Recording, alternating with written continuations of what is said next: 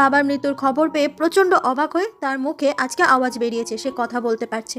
এরপর নিয়ানের বাবাকে কবর দেওয়া হয় আর সেখানে নিয়ানের মা খুব কান্নাকাটি করছিল।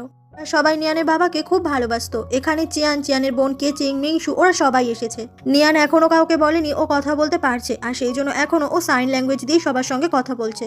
তখনই ওখানে চিউতং আর ওর বোন লানসিন চলে আসে। ওদের দেখে কেচিং খুব রেগে যায় আর এখান থেকে চলে যেতে বলে। নিয়ানও ওদেরকে সহ্য করতে পারছিল না। নিয়ানের মা বলে, তোমাদের জন্যই আমার হাজবেন্ডকে জেল খাটতে হয়েছে, আর এখন তোমরা আমার হাজবেন্ডের মৃত্যুতে খুব খুশি হয়ে এখানে দেখতে এসেছো। এসব শুনে চিউতং এর বোন লানসিন খুব অপমান করে নিয়ানের মাকে। নিয়ানের খুব রাগ হয়ে যায় এসব দেখে আর এসে লানসিনকে চড় মারে। চিউতং বলে, তোমার সাহস কি করে হলো আমার বোনের গায়ে হাত তোলার। নিয়ান তখন চিউতংকেও চড় মারে। এটা দেখে তখন ওখানে চিয়ান আসে আর বলে, তুমি এবার শান্ত হও, এখন ধরে তুমি এসব নাটক করে যাচ্ছ। এটা শুনে নিয়ান তখন চিয়ানকেও চড় মারে। মিংসু এসে বলে, এখান থেকে সবাই চলে যাও তোমরা। চিয়ান তখন চিউতং আর লানসিনকে নিয়ে ওখান থেকে চলে যায়। চিয়ান বুঝতে পারে যে চিয়ানকে ও এতটা ভালোবেসেছিল, সেই চিয়ান ওর ভালোবাসার যোগ্য নয়। পরের দিন কেচিং একটা পেন ড্রাইভ দিয়ে বলে, এখানে চিউতংয়ের তুই আসল রূপটা দেখতে পাবি। সিসিটিভি ক্যামেরায় পরিষ্কার দেখা যাচ্ছে চিউতং গেছে নিয়ানের বাবার সঙ্গে দেখা করতে, আর নিয়ানের বাবাকে সমস্ত কিছু বলছে চিউতং, যে চিউতং কিভাবে নিয়ানের বাবাকে ফাঁসিয়েছে। আর এই কথাগুলো শুনে এটাও পরিষ্কার বোঝা যাচ্ছে যে চিউতং মোটেই চিয়ানের প্রথম ভালোবাসা ছিল না। এদিকে লুকিয়ে লুকিয়ে ওই ভিডিওটাই দূর থেকে দেখছিল নিয়ান। আর এটা দেখে নিয়ান বুঝতে পারে ওর বাবাকে ইনডিরেক্টলি আসলে খুন করেছে চিউতং নিজে। আর আজকে চিয়ানের কাছেও সবটা পরিষ্কার হয়ে যায় যে আসলে চিউতং কিরকম ক্রিমিনাল একটা মেয়ে। এরপর ব্রাইডাল সব দেখা যায় আর সেখানে এসেছে চিউতং বিয়ের গাউন ট্রাই করতে, কারণ ও ধরে নিয়েছে নিয়ানকে ডিভোর্স দিয়ে ওকে খুব তাড়াতাড়ি বিয়ে করবে।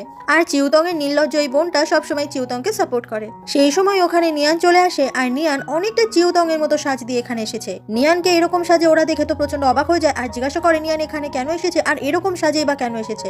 তারপর আবার বলে, ও তুমি তো কথা বলতে পারো না, খালি হাত পা নাড়িয়ে ঢং করো। লানসিন বলে, এবার চিউতং চিয়ানকে বিয়ে করবে আর চিয়ান তোমাকে ডিভোর্স দিয়ে দেবে। ঠিক সেই সময় ওখানে চিয়ান চলে আসে। নিয়ান বলে, চিউতং আমি তোমাকে কখনো ছেড়ে দেবো না। নিয়ানের মুখে কথা শুনে ওখানে চিউতং লানসিন ওরা সবাই মিলে তো ভীষণ অবাক হয়ে যায়। চিয়ান বলে, নিয়ান তুমি কথা বলতে পারছো?